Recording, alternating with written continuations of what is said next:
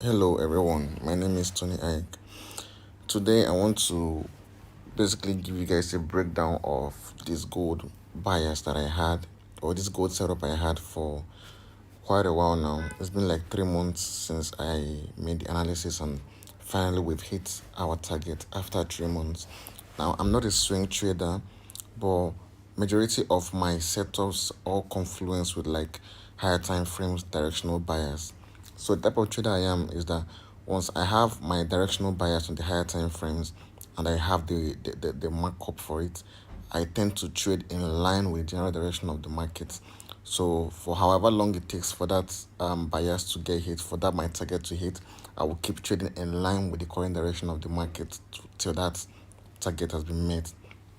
So 3 months ago, May 18th precisely, I made this analysis because there was a break of structure here, price taking out this high, and then this pullback gave me my inducement, and then the nearest PUI to the inducement happens to be this breaker block right here. So I was waiting for price to come down here and then buy up again to take out this high. So the moment that happened, I went to the 4 hours time frame and I got a confirmation when price returned to this demand zone down here. So I got him to this trade from this zone, and then I had my take profit level at this high. Basically, it's this kind of structure. So you're meant to get like a break of structure, get your inducement. Eventually, price will take out your inducement, then trigger your POI, and the take profit level will be the last high before your point of interest got triggered. So here will be your take profit level. So that was basically what this analysis was, but this was on the higher time frame, on the 4 hours time frame. So I knew it was going to take me a long period of time for the target to hit.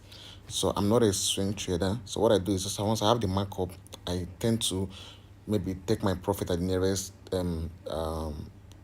liquidity pool, then look for more setups in line with the direction of the market that I already analyzed before. So if you pay attention, all the trades that I took here were just buys because I was taking trades in line with this overall bias that I have in the market. So I made the analysis on the 4 hours time frame, which on May 18th, May 18, 2025, this was the buy setup I had. My take profit level at the high 3514.22.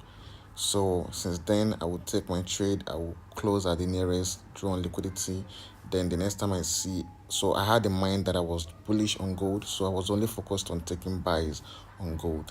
So if you pay attention, you can see me taking more entries, basically just buy entries. Since the directional bias of the market, the target has not yet been met, I was going to focus only on taking buys until that target has been met. So that was basically what I was doing. So I took my first buy setup there. I closed after a while before the overall target got hit. Then I saw another entry, another break of structure, more like a double break of structure, taking out multiple highs. Then I got my inducement, and then I took another buy from this breaker block right here, the nearest POI to the inducement.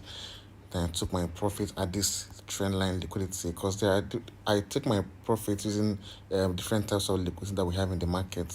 So if I observe and I see any drawn liquidity, I use it to take my profit. So when I took this trade from this breaker block, the nearest liquidity zone I could see was this trend line liquidity right here.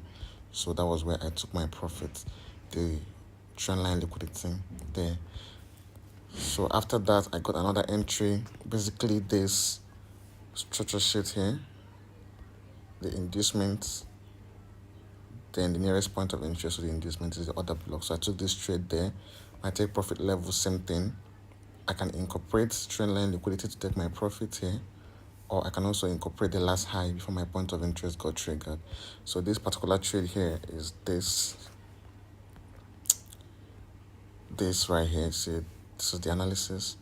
I took a couple more trades. I think I've deleted some of the markups. So this was the analysis. This was the play out here. So I kept taking more trades, including this on the 3 hours time frame. I got this analysis on the 3 hours time frame. It was a 3 hours order block. I got a confirmation also from a 3 hours order block also. See, 3 hours order block. I got a confirmation on the 3 hours order block, and I took another buy, another long buy. So I just kept looking for buys in line with this directional bias I already marked out on the 4 hours time frame. Basically, the breaker block was on the daily time frame, so I knew it was going to take an extensive period of time for that target to be met. So I just kept looking for buys and buys and buys. I wasn't looking for sells because that would oppose the directional bias of the market that I already marked out. So any sales that I got in the market, I was basically using this as an opportunity to look for more buy entries. So this trade right here was this. Yeah, this. So this was when I had the analysis. Then, so basically looking for more buy entries in line with my overall directional bias that I already marked out on the daily time frame. So I took this buy. After that, I got another entry. Took this buy here on the 30 minutes time frame. So this was the before. I'm trying to find the before. This was the before. Yeah, this 30 minutes time frame. Trade this here. Hang on, my trading view is lagging. Okay. Yeah, and this was the play out. So I basically just kept looking for buys and buys and buys until eventually that high got taken out. And one thing you should know about gold is when a new all-time high has been made, price tends towards go higher. So I kept looking for more buy entries for me to keep trading gold, because I knew basically after the all-time high has been made, even though there are going to be retracements, gold will still be bullish for an extensive period of time. So I took this buy on Monday or on Sunday, beginning of the week. This buy right here. This was the analysis. Took this buy. Then I also took another buy today, NFP, which was this. So this is 1:32 risk to reward ratio trade. This is a 1:17 risk to reward ratio trade.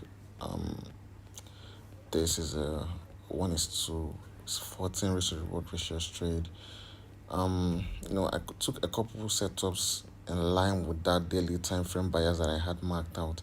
This the 1:13 risk to reward ratio trade. So the only thing is that I'm not a swing trader. So because I'm not a swing trader, I don't hold trades for an extensive period of time. What I do is once I have my bias marked out, my target, I tend to look for entries in line with that target that I marked out. Until price hits that target, I'm going to be trading in that direction. So if I'm bearish, if my overall bias is bearish on a daily time frame, I know it can take me months before my target gets hit. Since I'm not a swing trader, I can take intraday trades. Highest I can hold a trade for will be like a day or 2 days. Then the next day, I just look for another entry to get a continuation to take more sells. And if I'm bullish, I'll look for continuation to take more buys. So that was what I was doing. So that was it on gold. And also I had this analysis on USD JPY 4 hours time frame.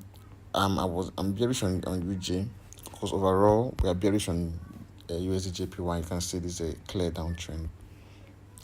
And then so price just rallied up to just trigger this OB for more sales. After that, price gave more confirmations by giving me this structure shift to the downside here, taking out this low, this inducement. I can mark any high as my inducement. Then this is the breaker block. The nearest POI after my inducement is this breaker here. So price tapped into the breaker, and then I could have gotten in here, but I was not active when this triggered. So I got in here, targeting this low. Because you guys understand the concepts of this now. If there's a break or stretch to the downside and price gives you an inducement, then comes to trigger your POI, the profit level will be at the low. So that was basically what I did here. This was before NFP. Before NFP today. So this was when I had the analysis there. Then this is the current playout. Yet to hit targets, but hopefully it does. So I'm not a swing trader. So what I'll do is once I take a trade, I already took my profit at this nearest drawn liquidity at this support level here. Next week, I'll look for another continuation entry to look for more sales. If it gives me that, I'll look for sales until eventually the final target gets hit. So that's it, guys. So see you guys another time. This is just I had to rush it because I have something to do. So I'll see you guys another time.